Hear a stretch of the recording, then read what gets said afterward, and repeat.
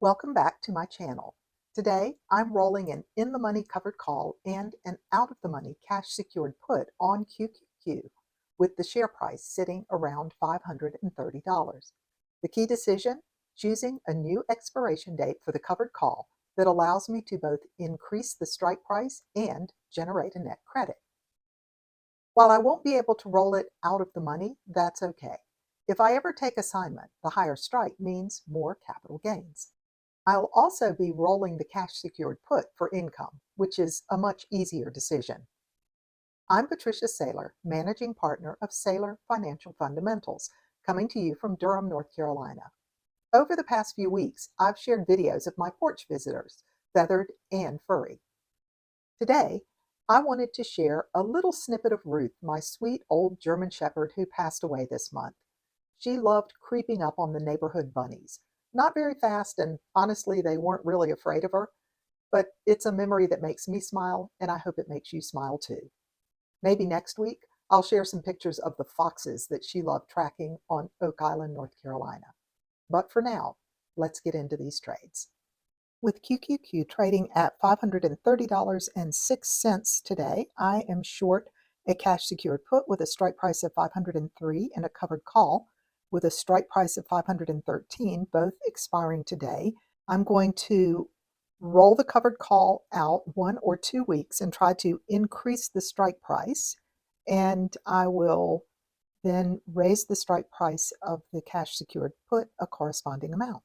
I'm going to look at 2 different dates to see how much income I could receive if I increase the strike price from 513 to 550. I'd like to increase it at least $2 a share because if I'm assigned, that would give me an additional $200 of capital gains. But if I roll out to February 7th, I can receive almost no income. So let's look at February 14th. That looks like a pretty good roll. I can increase the strike price $2 a share, increase my potential capital gains by $200, and bring in at least $130 today to add to my cash.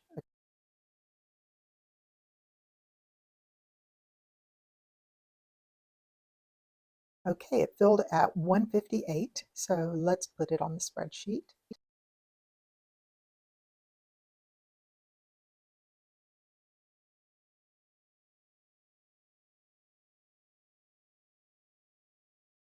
Since I opted to roll rather than accept assignment, I'm going to remove this line from my spreadsheet. It was just a hypothetical, so I'm going to eliminate that line.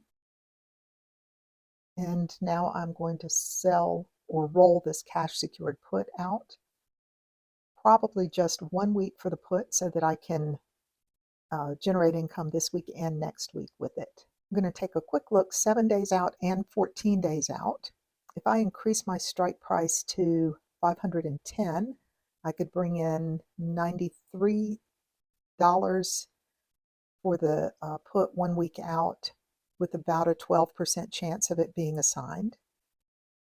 If I went out 2 weeks and had the same expiration day as I have for the covered call, I could bring in $151 for a $505 put. That one's kind of tempting, but I think I'm going to roll it out just 1 week and try to generate a little more income with it. So I'm going for the $510 put expiring February 7th, and let's do the roll.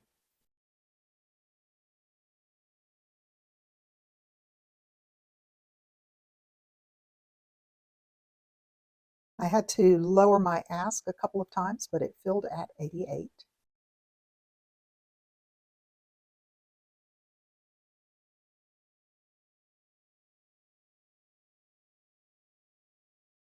And let's do a quick sum to see what the current adjusted cost basis is for these shares. I've brought my average investment per share down to $423.54. And I will see you next week when we can roll the cash secured put and check in on this covered call.